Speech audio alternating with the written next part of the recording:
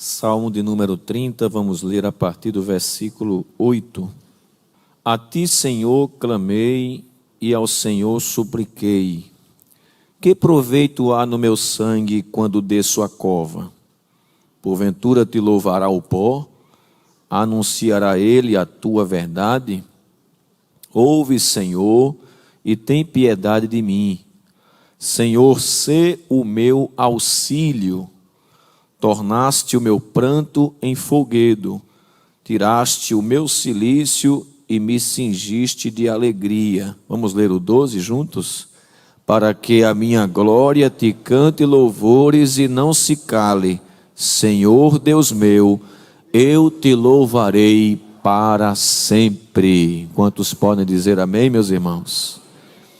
Meus amados, quando tomei ciência da escala honrosa esta noite, estive conversando com o Senhor sobre qual texto da palavra poderíamos estar meditando nesta noite.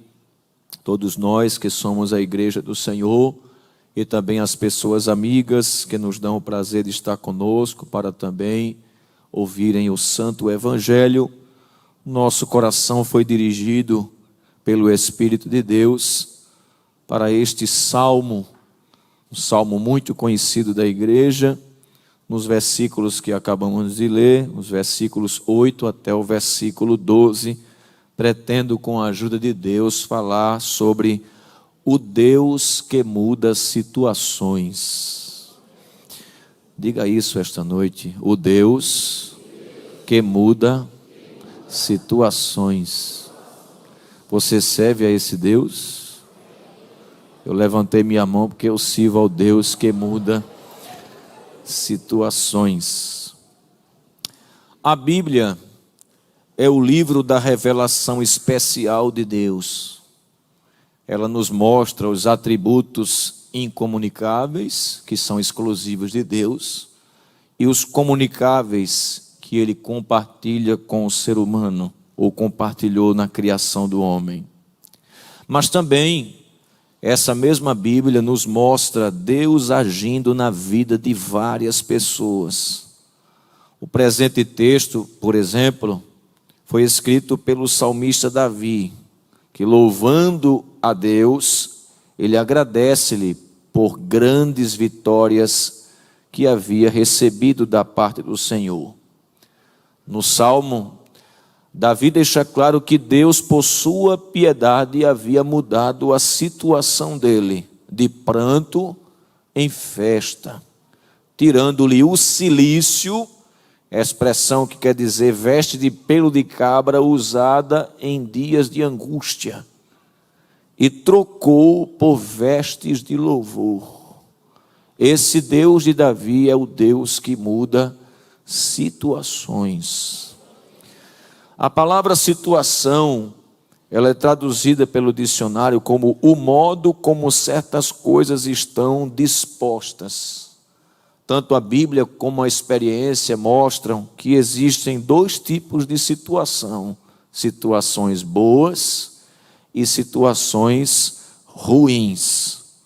Sobre as situações, é preciso destacar, principalmente as ruins, que elas vêm na nossa vida por questões naturais.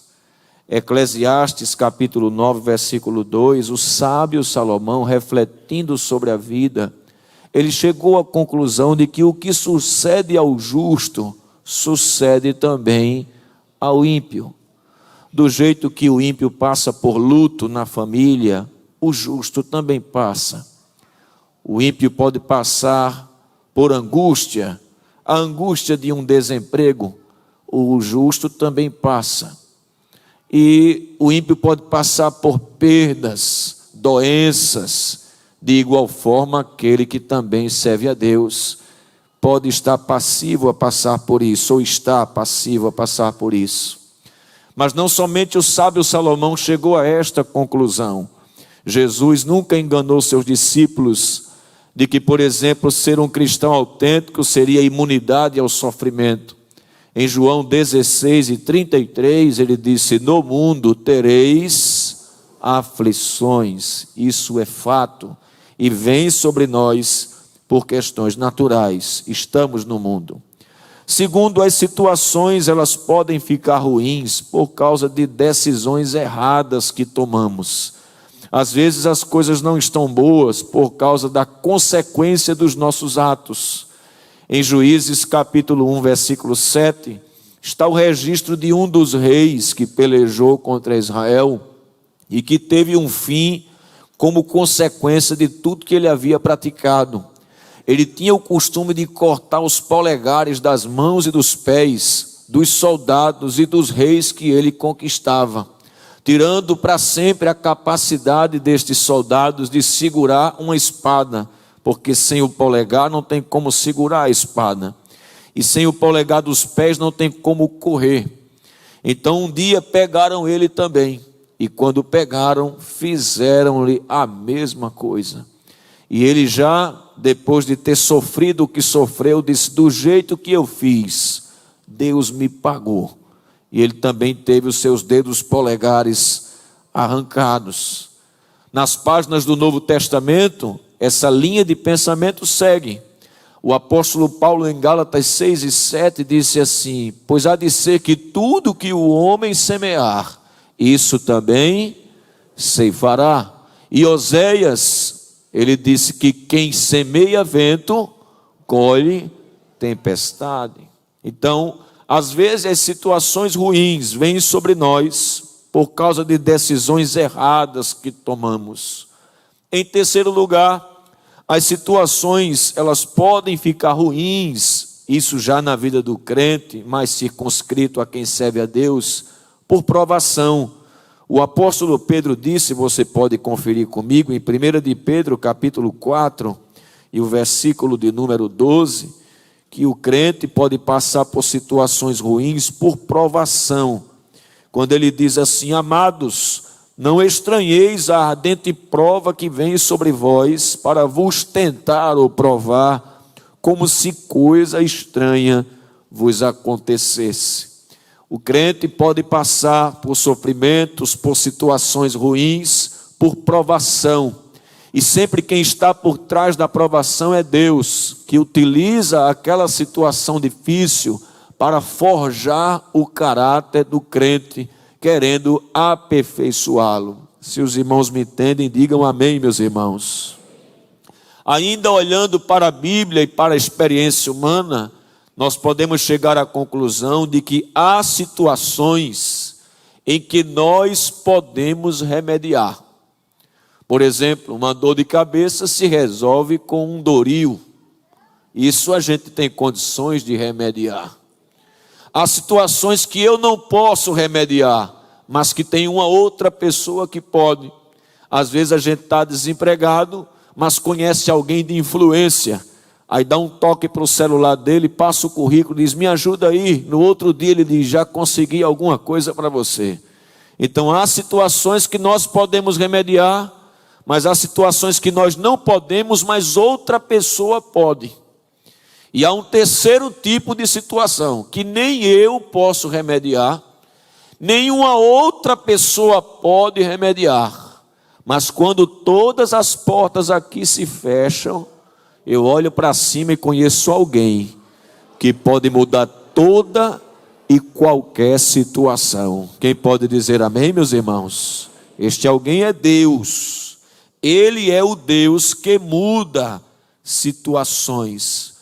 Ele tem a capacidade de transformar situações ruins em boas, situações irremediáveis em situações remediáveis. E a Bíblia é farta de exemplos de pessoas, de personagens que tiveram as suas situações, por mais ruins que fossem, mudadas completamente, porque essas pessoas reconheceram que não podiam, nem tinha alguém que podia, a não ser o Deus Todo-Poderoso. E a primeira classe de pessoas foram as estéreis, as mulheres que nasceram com a incapacidade de gerar filhos. Há experiências fartas, tanto no Antigo como no Novo Testamento, de mulheres que, ao detectarem essa necessidade de não poder gerar, elas recorreram a Deus. E Deus transformou completamente a situação delas. Ao ponto do salmista, no Salmo 113, veja aí na sua Bíblia, versículo de número 9, Salmo 113, e o versículo 9 diz assim: Ele faz com que a mulher estéril habite em família e seja alegre mãe de filhos. Louvai ao Senhor. Veja que Ele muda a situação.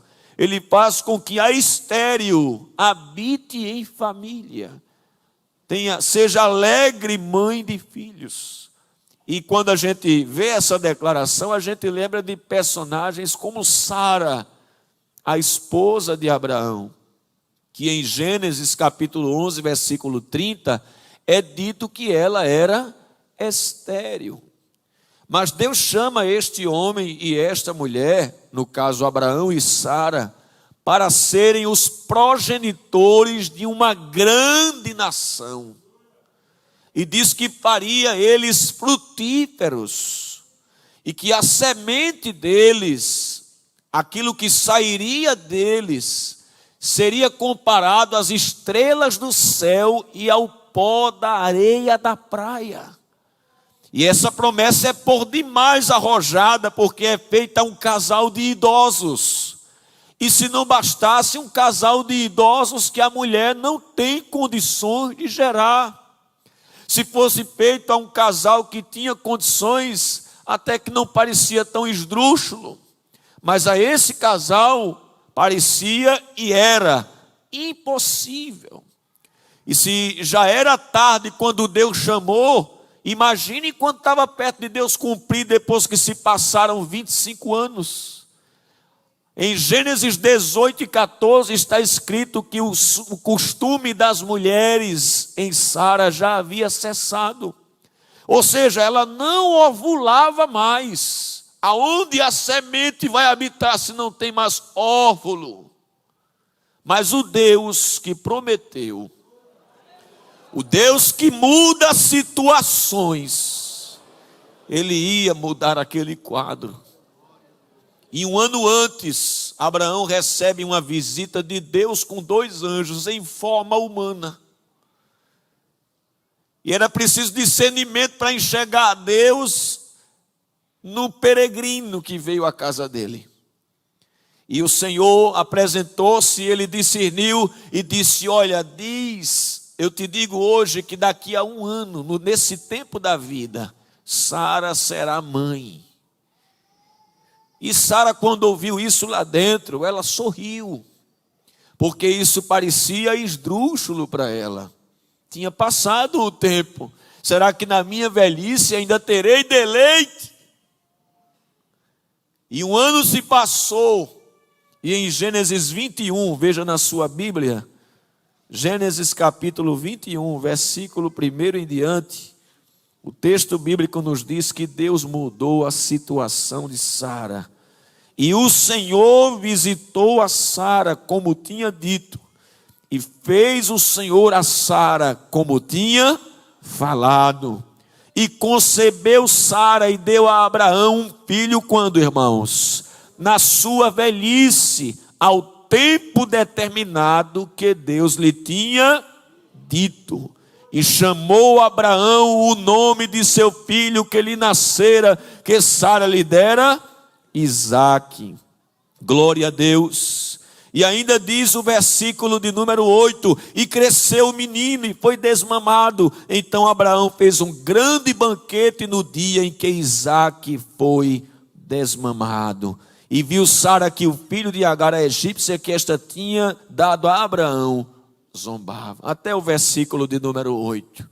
Deus mudou a situação de Sara, independente do tempo e das questões biológicas do seu corpo. O apóstolo Paulo disse aos Romanos capítulo 4, versículos 14 em diante, que Deus tem 2 atributos, ou faz 2 coisas que lhe são exclusivas. Ele vivifica os mortos e chama à existência as coisas que não existem como se já fossem. E foi isso que ele fez. Sara tinha 90 anos. Isso era fato. E o seu interior acompanhava a sua idade cronológica. Para ela engravidar, Deus teve que rejuvenescer o interior dela. E foi isso que Deus fez. E ainda hoje a medicina fica com o cabelo para cima. Como é que pode? Sabe como é que pode? Nós servimos ao Deus que muda situações. Não é demais liberar uma palavra profética que está ardendo no meu coração esta noite para você que está aqui, ou em casa, ou no hospital. Se prepare para uma visita milagrosa da parte de Deus. Não importa o que o médico disse, não importa o que alguém disse, Deus ainda vai quebrar o protocolo e o prontuário e vai fazer a situação ruim ficar em uma situação boa. Glorifique o nome de Jesus esta noite. Aleluia. O que dizer de Rebeca, por quem Isaac orou 20 anos, casou com 40, e quando teve filhos, foi com 60, e diz que ele orava instantemente, 2 décadas orando. Quanto tempo você está orando? E ele orou e foi o primeiro casal de gêmeos. Cuidado para não orar muito.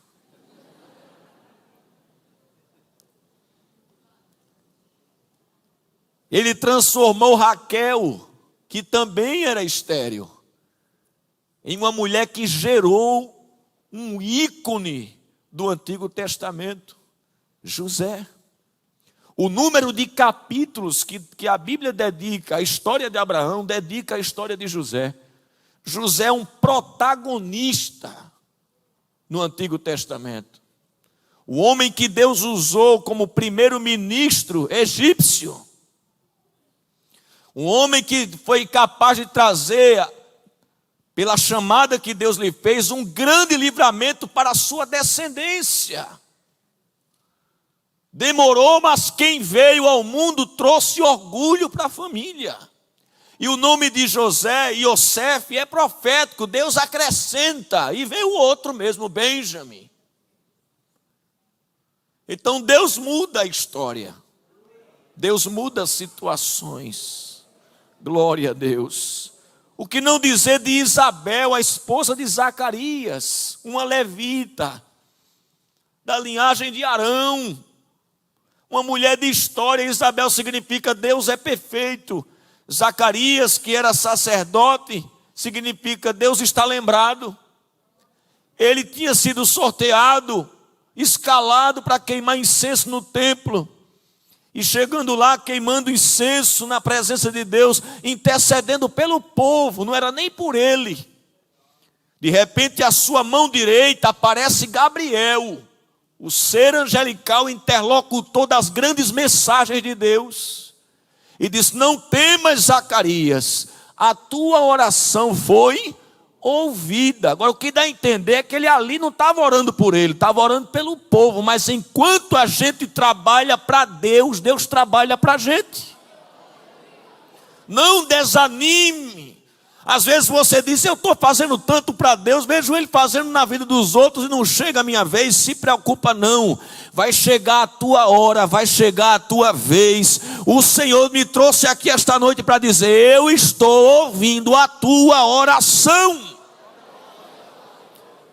E eis que Isabel, tua mulher, ela vai ser mãe. Foi tão escandaloso para ele, que ele disse: como vai ser isso? O anjo, não sei se perdeu a paciência, diz: como duvidaste da palavra do Senhor, ficarás mudo. Tem coisa que Deus faz que deixa a gente assim, mano, mudo. A gente só fala quando acontece. Eita, Deus fez mesmo, ó. E ele ficou mudo, saiu dali falando em acenos, quase como os irmãos que falam ali Libras. Quando chegou do lado de fora, a multidão disse: ele por certo viu alguma coisa, não é? E assim ele ficou, e de repente começa Isabel a sentir que está com um corpo diferente. Mas ela também tinha dúvidas, que ela ocultou por 6 meses. Teve que o anjo, depois de 6 meses que falou com Zacarias, e falar com Maria. E disse assim: olha, e como sinal de que isso que eu estou te falando aqui, que tu vai conceber o Messias, Isabel, tua parenta, está grávida há 6 meses escondendo. Mas ela nem me contou. Naquele dia, Isabel abriu a boca e disse: o Senhor destruiu o meu opróbrio. Destruiu. Deus não pegou o opróbrio e colocou de lado não, porque ele ainda fica ali. Ele disse: não, o opróbrio é vergonha de não gerar. Ele disse: Deus destruiu. Está preparado para isso? Não. Aquilo que te aflige, aquilo que te envergonha, aquilo que te traz ignomínia, o Deus que muda situações vai destruir e encher a tua boca de riso. Aleluia. Ele transforma as situações. Em Romanos 8:28, veja na sua Bíblia, por favor. O apóstolo Paulo disse que ele muda o mal em bem. Romanos 8:28. A gente já sabe decorado, mas é bom ler a Bíblia. Romanos 8:28. E sabemos que todas as coisas contribuem juntamente para o bem daqueles que amam a Deus, daqueles que são chamados por seu decreto. Veja, Deus não somente transforma a estéril em alegre mãe de filhos, Ele também transforma o mal em bem. Até mesmo as coisas ruins que acontecem na vida de alguém que está no centro da vontade de Deus, em vez de afastá-lo do propósito de Deus, o encaminha. José disse isso no capítulo 50, versículo 20. Quando os irmãos dele pensaram que com a morte de Jacó, José ia se vingar de todo o mal que os irmãos lhe fizeram. E ele disse: estou eu em lugar de Deus? Vós intentastes mal contra mim, mas Deus tornou em bem. Então todo mal que um crente salvo, que vive no centro da vontade de Deus, que vem sobre ele, não separa ele de Deus, não afasta ele dos propósitos de Deus, pelo contrário, o empurra. O empurra. Por exemplo, José foi governador aonde, irmãos? No Egito. Para onde os irmãos dele venderam ele, irmão? Então eles estavam fazendo um mal ou sendo usado por Deus.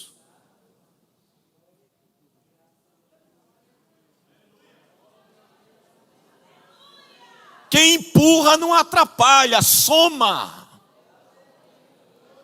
Quem fala não atrapalha, está ajudando. Porque quanto mais bate, quanto mais empurra, quanto mais quer o fim, mas Deus dizendo, está empurrando para perto do propósito que eu estabeleci para a vida dele. É só ele ficar no centro da minha vontade. Glória a Deus.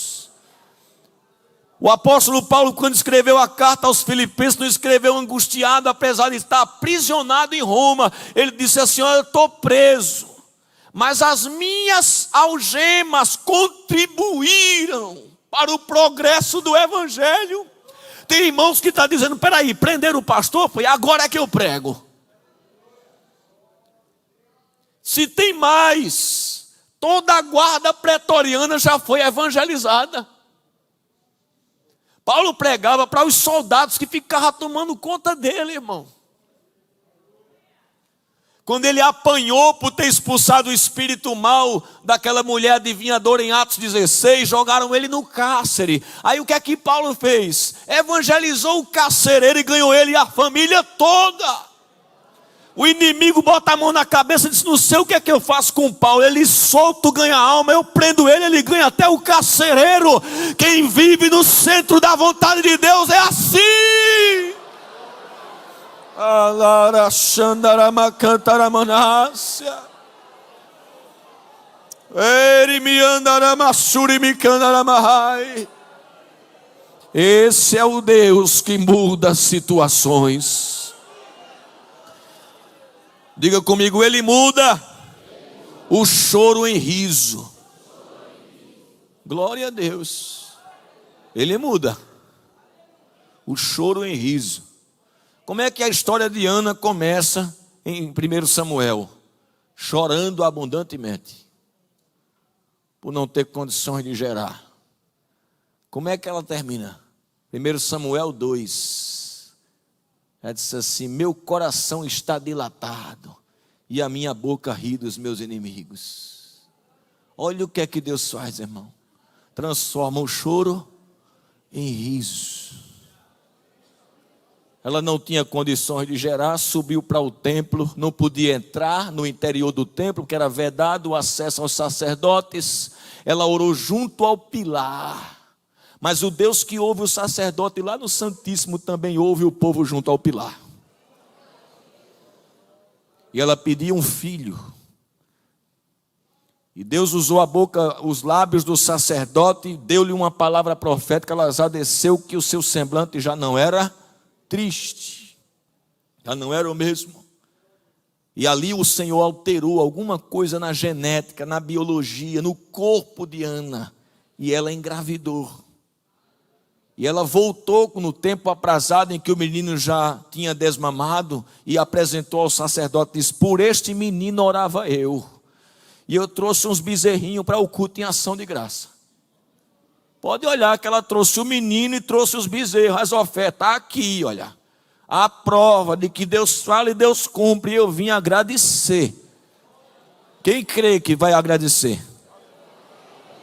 Que Deus vai mudar a situação e você vai vir com a oferta que você prometeu. Oh, aleluia. Eu estou sentindo a presença do Deus que muda situações aqui. Aquela oferta que você prometeu, se Deus resolver esse entrave que eu tenho na justiça, eu vou entregar uma oferta arrojada para a obra. Se prepare para trazer, porque Deus está esta noite aqui mexendo no papel que estava lá embaixo e colocando no coração da autoridade, dizendo: se prepara que eu vou te dar uma grande vitória.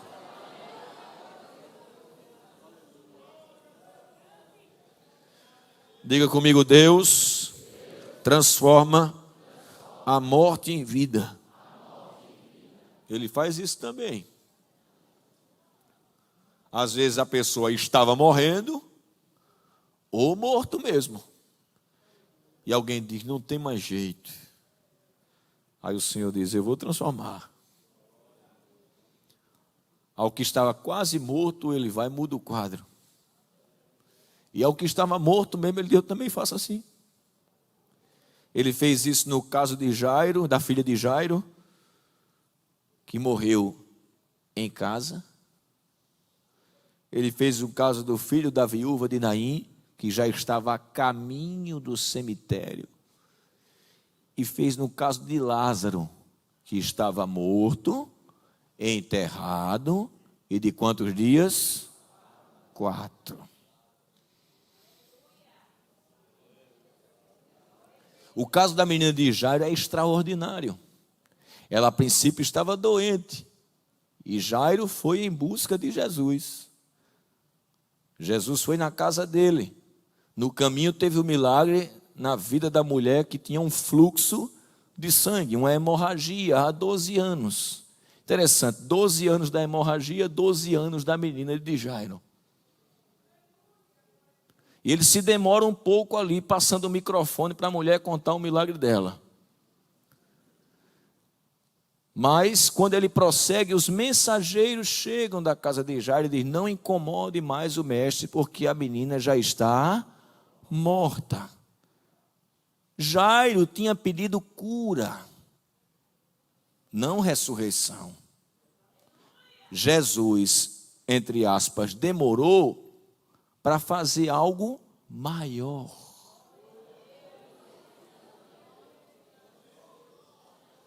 E disse a Jairo: não temas, crê somente. Tem uma versão que diz: continua crendo.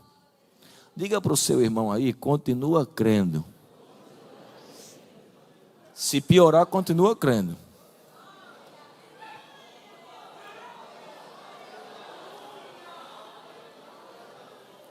Aí ele chega na casa de Jairo. É interessante.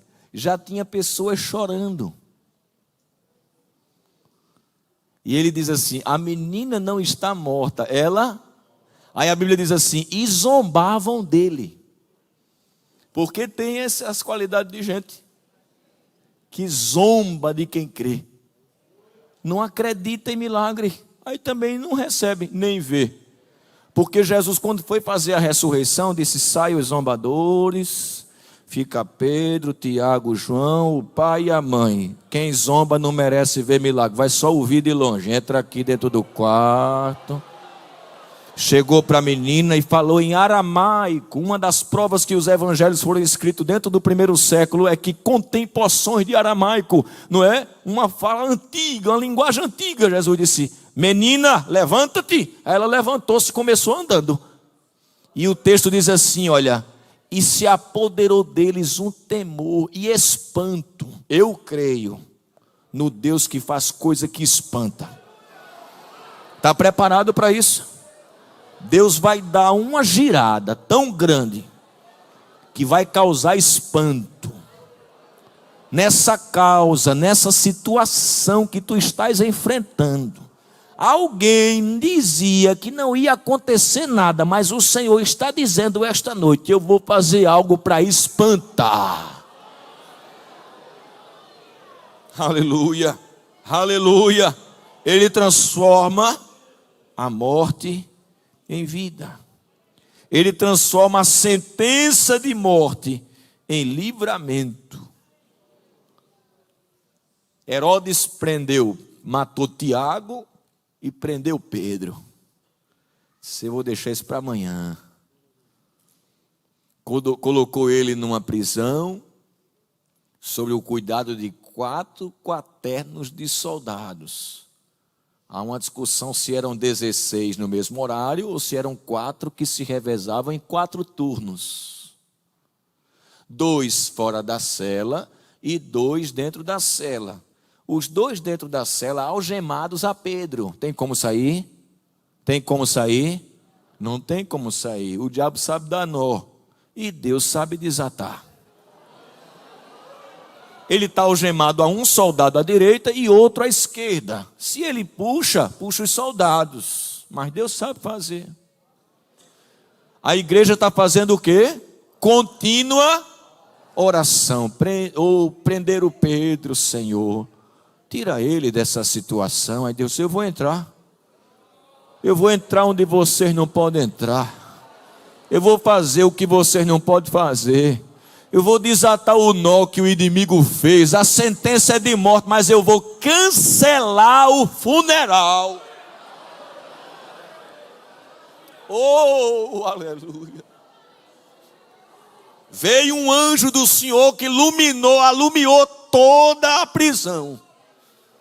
E ele sai passando pelas portas assim, olha, sem precisar arrombar. Para ninguém dizer, foi os discípulos que vieram com um tronco e bom, derrubaram. Foi nada, foi o ser angelical. Deus vai fazer de um jeito que ninguém vai dizer que foi a mãozinha do homem, não. Foi ele, foi ele, foi ele, foi ele, foi ele, foi ele. O anjo entrou, chegou lá, Pedro estava dormindo, preocupado que só. Sabendo que ia morrer no outro dia. E dormindo. E o anjo do Senhor foi lá e tocou na ilharga dele, que é essa parte entre as axilas e a cintura. Não tem bom não, quando toca aqui dá um salto. Quando tocou ele saltou, aí as cadeias. O diabo teve um trabalho para amarrar, Deus resolveu com um toque. Um toque. Um toque. Um toque. Oh, aleluia. Oh, aleluia. Oh, que presença do Deus de Pedro aqui entre nós. Cinge-te. Ele colocou a capa, olhando para um soldado e outro assim, eles assim, ó. sem ver nada, é coisa de crente. Passou pelas portas, chegou do lado de fora, o anjo disse: olha, vai para o teu caminho que eu hoje. Pensei que era uma visão, mas Deus enviou o seu anjo e me livrou da mão de Herodes. Glória a Deus. Ele pega a sentença de morte e transforma em livramento. Eu quero concluir dizendo que ele transforma a escassez em abundância. Diga comigo, ele transforma a escassez em abundância. Igreja, escuta isso, igreja. 3 anos e 6 meses sem chover sobre Israel, por causa da sentença que saiu dos lábios de Elias. A seca veio, os animais morreram, a penúria, a fome gravíssima. Mas Deus manda ele para Sarepta. E quando ele chega lá, o Senhor disse a ele: já ordenei a uma viúva que te sustente. Quem sabe passou na cabeça dele, é uma viúva rica. Que a gente pensa que Deus vai usar assim, né? Quem tem. Às vezes Deus usa quem não tem para dar por 2.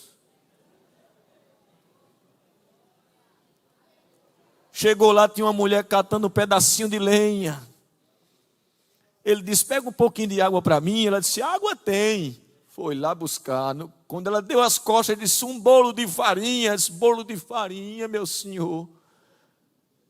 O senhor chegou, eu estou na raspa do tacho. Estou com a última porção para mim e para o meu filho. Depois disso a gente vai morrer de fome. Aí ele diz: faz primeiro para mim. E lá vai a palavra. A farinha da panela não vai acabar, nem o azeite da botija, até que haja chuva sobre Israel. Agora, irmão, é tão bonito ler isso, mas o mais bonito é a gente imaginar ela raspando o tacho, irmão.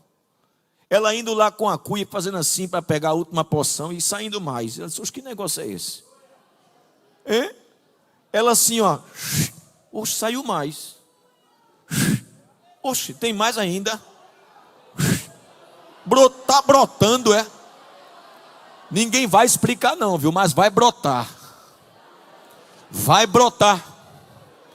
Deus vai transformar a escassez em abundância. Ele faz para sobrar. Diga comigo, ele faz para sobrar. Jesus pegou 5 pães e 2 peixinhos, alimentou 5.000 só de homem. Disse assim: sobrou 12 cestos. Ele disse: guarde que eu sou contra desperdício. Ele faz para sobrar. Ele transforma a iminente derrota em vitória. Ele transforma o cativeiro em libertação. Foi quando Jó orava pelos seus amigos, depois que perdeu tudo: patrimônio financeiro, família, saúde. Quando orava pelos seus amigos, Deus fez o que com o cativeiro de Jó? Virou. E Deus deu em dobro tudo que ele tinha. Saúde restaurada. Seus parentes vieram consolar e dar presente. Até quem falou mal, Deus usou para dar presente. Dê presente, é ele. A riqueza patrimonial dobrou: 14.000 ovelhas, 6.000 camelos, 1.000 juntas de boi, 1.000 jumentas. E a família disse: só a família não vou dar em dobro, mas devolvo os 10. E por último, Deus transforma o cativeiro em libertação e restaura. Ele levou Ezequiel num vale cheio de ossos e disse: eu vou mudar essa situação aqui. O que é que você está vendo? Ele disse: ossos expostos sobre a face do vale. São quantos? Ele disse: muito numerosos. E como estão? Sequíssimos. Poderão viver? Ele disse: Senhor Jeová, tu sabes. Em outras palavras, só tu tens a resposta. Se profetiza, é para tu ver se eu não faço. Fala aos ossos E Deus pegou, mandou aquele vento entre os ossos assim, olha. E ele deu, primeiro, pegou, transformou a desordem em ordem, depois a morte em vida, fez os caídos ficarem de pé e deu um fim ao cativeiro. Esta noite, eu quero te dizer que antes de Deus mudar, você que não é crente, antes de Deus mudar a sua situação, Deus quer primeiro te mudar.